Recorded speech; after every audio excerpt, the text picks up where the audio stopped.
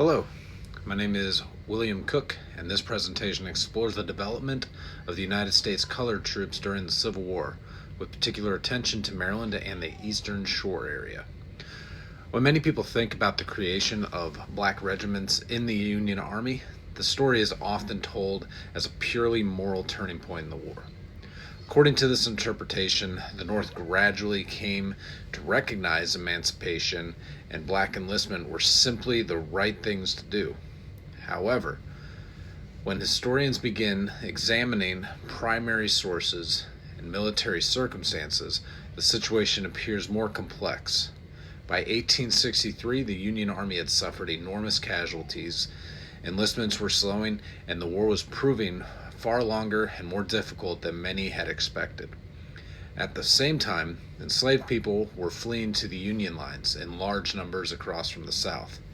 These circumstances created a major question for Union leadership. Should African American men be enlisted as soldiers? My research explores whether the creation of the United States colored troops was driven primarily by a moral conviction or whether it was largely the result of military necessity and the Union's need for manpower. To explore this issue further, I conducted an interview with Christopher Pupke, who studies the Civil War, history, and African American military service in Maryland. I, Is there truth? I think you need to define union. If you're talking union writ large, that's probably an overgeneralization. If you're talking about the Union military, that might be correct. General Order 143 in May of '63 That's the one. that established the Bureau of Colored Troops. Yeah. Yeah, and And the motivation behind that for the Union Army, I think it was partially driven by need for manpower. But I do believe that there was some politics in there. there's I'm certain, trying to yeah, remember some of the Union generals in the South were pushing pretty hard. Union generals that were occupying territory in the South and freed some of the enslaved individuals down there were advocating pretty hard to get African Americans. One of the most important points raised in this discussion that we have is to be careful about how we define the motivations of the Union. Political leaders, military officers, and civilians did not always share the same perspectives. Some supported the enlistment of black soldiers because they believed it was morally justified. Others supported it because the Union Army needed more soldiers. In many ways, both explanations can be true at the same time. This is one of the challenges historians face when interpreting the past. Events rarely occur for a single reason. Instead, they develop from a mixture of political pressure, military necessity, and human decision making. As with many things in history, we try to limit it to a yes, no, on, off, black, white, when it's really, a little bit of all of it. And there yeah. are certainly some folks in the Union Army who said, well, hell, we need to get the manpower. Let's bring them on. There are other people who are saying, these are good men. They can fight. We should have them as part of the Army, and it's the right thing to do. The creation of the United States colored troops formally began after the issuance of General Order 143 in May of 1863. This order established the Bureau of Colored Troops and allowed the Union Army to begin organizing black regiments on a large scale. By the end of the war, nearly 180,000 African American soldiers would then serve in the Union Army. Their service had enormous consequences.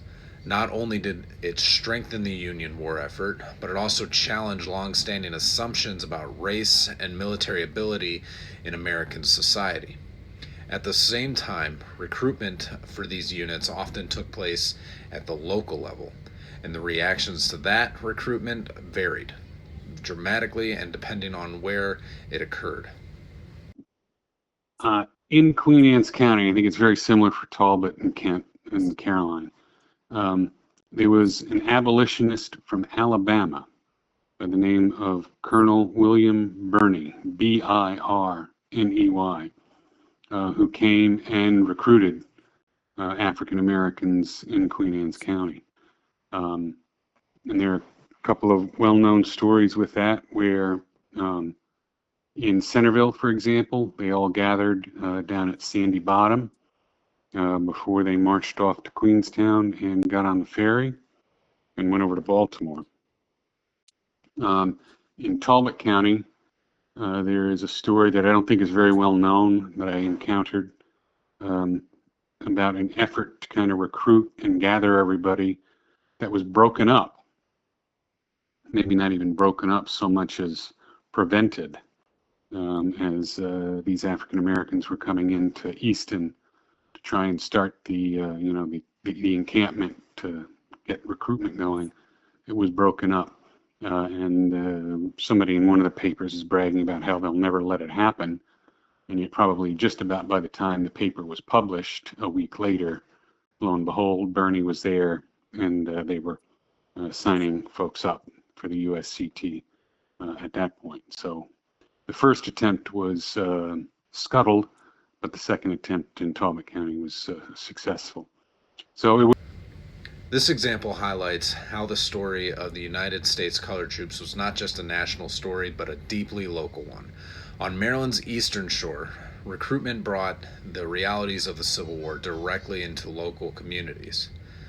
For African American men, enlistment often represented an opportunity to fight for freedom, secure rights for their families, and reshape their futures.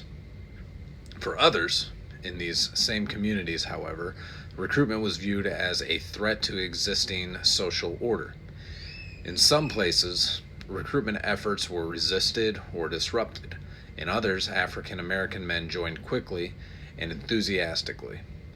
These local reactions remind us that the Civil War was not only fought on distant battlefields, it was also experienced in towns, farms, and communities across the country.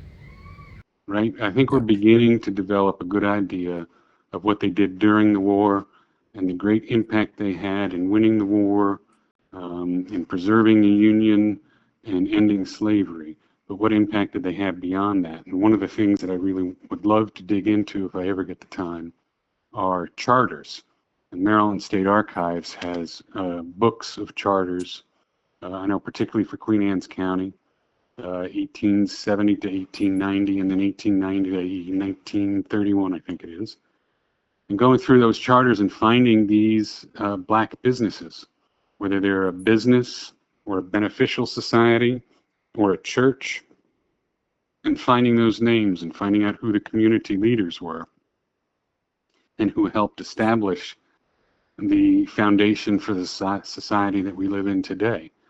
A lot of those men were USCT veterans, and taking them off the battlefield and bringing them home is one area, and that may be, a pet peeve of mine. In that's my next goal, is to try and dig into that if I can. The battlefield performance of the United States Colored Troops played a major role in shaping public opinion during the war. Before their service, many people in both North and South doubted whether black soldiers could fight effectively in combat. As the war progressed, these assumptions began to collapse. The United States Colored Troop soldiers fought in major campaigns, served in difficult conditions, and demonstrated their effectiveness in battle. Now, their performance forced many Americans to reconsider previously held beliefs about race and citizenship. That's one of the things that with all my history that I really try and emphasize is for far too long, the history of the United States, was, black people are not the equal of the white people. And then B, it became, eventually the white people granted the African Americans this. They gave them that. They emancipated them. African Americans fought and made their own history. It was not granted to them by anybody. It was taken away from them, but it was not granted, not solely granted. they made their own history, and for too long we have undervalued their role in American history. One of the most powerful themes in studying the United States Color Troops is the idea that African Americans were not passive recipients of freedom. Instead, they actively shaped the course of the war and the future of the nation. Their decision to enlist placed enormous pressure on the institution of slavery and strengthened the Union Army at a critical moment in the conflict. At the same time, their service helped reshape national conversations about citizenship, equality, and military service. Yet, their struggles did not end with the war. Many returned to communities where freedom existed, but equality did not. Despite these obstacles, African American veterans helped build churches, schools, businesses, and community. They're institutions that would influence American society for generations. The story of the United States Color Troops illustrates how historical change often occurs through a combination of necessity, politics, and human determination. Military leaders needed soldiers, political leaders debated policy, but ultimately African American men stepped forward and helped reshape the course of American history. Understanding their role allows us to see the Civil War not only as a conflict over Union and slavery, but also as a turning point in the long struggle for freedom and equality in the United States.